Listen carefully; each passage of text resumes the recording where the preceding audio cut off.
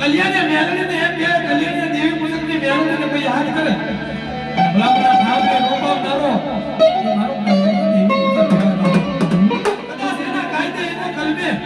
કોઈ કતબરાનો કોઈ વાળો વાંગો થાવા દઉં 56 કરોડ રૂવાડેની મહેલ પર પડું ખાટું થાવા દઉં ને એ દેદી તો મને વૈયે નહીં